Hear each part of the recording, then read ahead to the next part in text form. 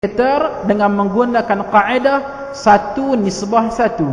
Bermakna seorang yang dapat kita kaji dan seorang yang gagal kita kesan ataupun terlepas pandang. Justru dengan kita mengambil indikator ini, 20,000 yang dapat kita kesan dan sudah pastilah 20,000 yang tak dapat kita kesan, maka jumlah totalnya ialah 40,000 orang.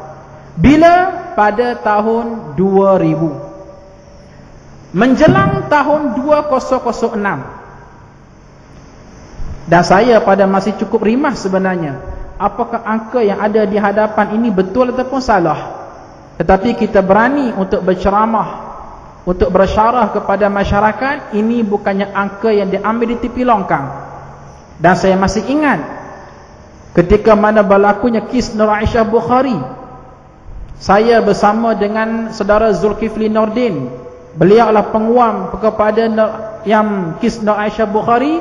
Kita menjelajah ke seluruh negara hampirnya dan membongkarkan angka ini, membongkarkan gerakan dan strategi misioneri Kristian, membongkarkan gerakan fanatik Hindu. Dan saya masih ingat dalam banyak-banyak apa yang saya kata, hari ini kita boleh kata bahawa angka 20,000 yang ada itu bukan anak saya, bukan jiran saya, bukan adik-beradik saya, bukan ibu dan ayah saya. Tetapi ingat, jangan kata tidak untuk 10 tahun yang akan datang. Itulah antara koleksi yang saya ucapkan bila tahun 2000. Tetapi Allah Subhanahu wa taala telah membuktikan kesan daripada waman a'rada an dzikri fa inna lahu ma'isyatan dhanka, wujudnya kepincangan demi kepincangan. Tahun 2006 menyaksikan bagaimana sahibus samahah Mufti Perak membongkarkan angka bukan lagi 20,000, bukan lagi 40,000, tetapi menggila naik sampai mencecah kepada 200,000 orang. Saudara boleh bayang duration yang begitu singkat, tempoh antara tahun 2000 sehingga ke 2006. Dalam tempoh 6 tahun sahaja, bagaimana melonjak daripada angka 20,000 naik kepada angka 200,000. Peratusan melewati lebih daripada 2,000%. Apa yang kita nak baca daripada angka seumpama ini, para hadirin muslimin dan muslimat sekalian? Siapa yang rasa selesa dengan angka yang begini teruk, kecuali pada diri orang tersebut tidak ada nilai walaupun sekelumit iman sekalipun.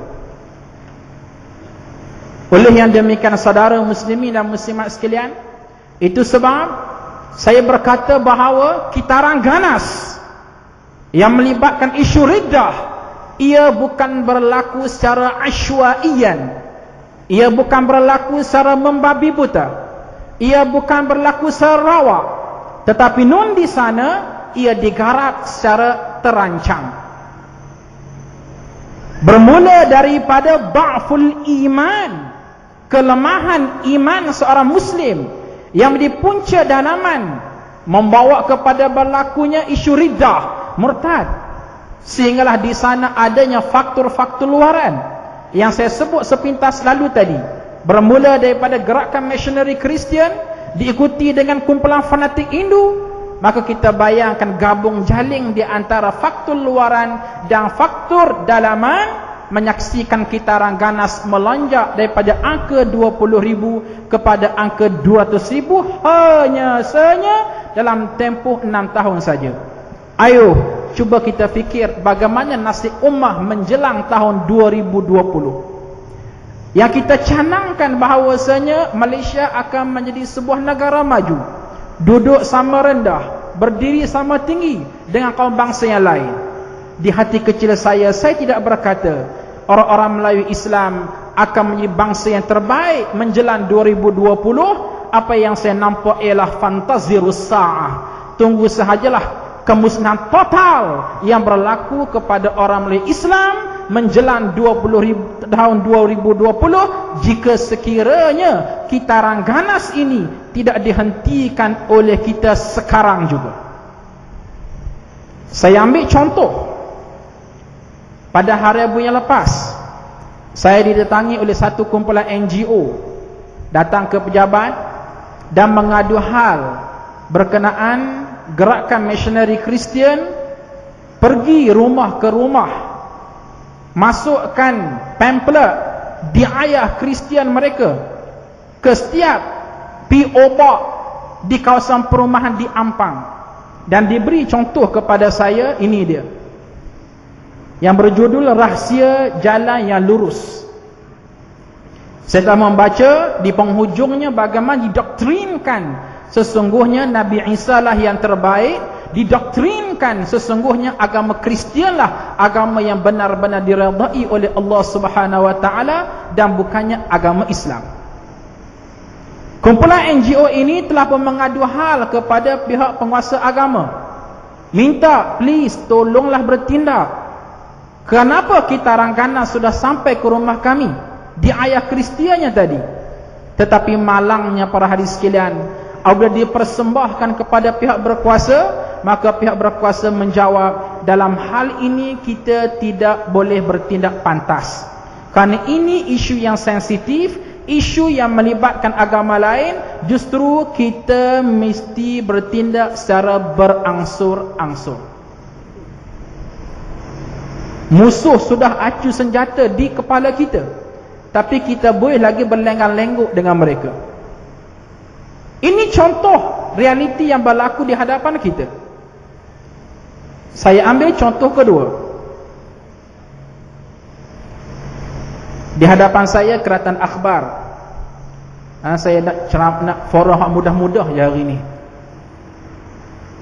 Saudara boleh rujuk kepada utusan Malaysia 16 hari bulan 7 di halaman 10, di bawah tajuk umat Islam jangan cepat melatah hanya kerana sebuah filem.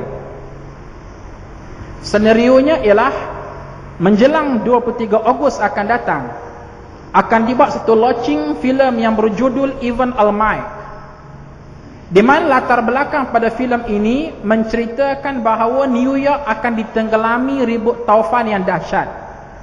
Maka di-create dua orang yang akan menjadi penyelamat. Bagaimana cara nak menyelamatkan masyarakat di New York tersebut? Maka terpaksalah membuat kapal yang besar untuk memastikan kapal itu dibuat dengan berjaya, dapat memuatkan rakyat jelata. Maka dikreatkan dialog di antara manusia dengan Tuhan, di mana ilustrasi filem ini mengambil spirit yang berlaku dialog di antara Nabi Nuh alaihissalam dengan Allah Subhanahu Wa Taala. Dan hal ini telah pun mendapat bantahan yang bukan sedikit oleh NGO Islam. Termasuklah mereka menghantar memorandum dan juga meminta supaya pihak berkuasa menahan dan menyekat daripada filem ini datang ke Malaysia, kerana filem ini menghina ajaran Islam, menghinakan Allah Subhanahu Wa Taala, menghina Nabi Nuh, menimbulkan watak yang sekaligus bertentangan dengan ajaran Islam. Ayo cuba kita tengok apakah respon yang diberi oleh pihak berkuasa. Saya baca teksnya. Umat Islam di negara ini perlu lebih bijak menangani isu yang berkaitan dengan agama dan jangan cepat melatah apabila berhadapan dengan sesuatu yang dianggap mencabar akidah serta kepercayaan termasuk dalam sebuah filem, kata Menteri Penerangan. Sambung lagi, jika ibu bapa takut kepercayaan anak mereka tergugat, adalah menjadi tugas mereka untuk melarang anak-anak daripada menonton filem berkenaan. Sambung lagi, bila berkata tindakan mengharamkan filem itu tidak akan menyelesaikan sebarang masalah, kerana rakyat Malaysia berada dalam persekitaran bangsa dan agama yang berbeza. Kita hidup dalam negara yang mempunyai pelbagai kaum dan agama, jadi kita perlu lebih bijak dalam menghadapi isu berkaitan dengan keagamaan ini. Ini ialah bahasa seorang menteri yang bernaung di bawah kerangka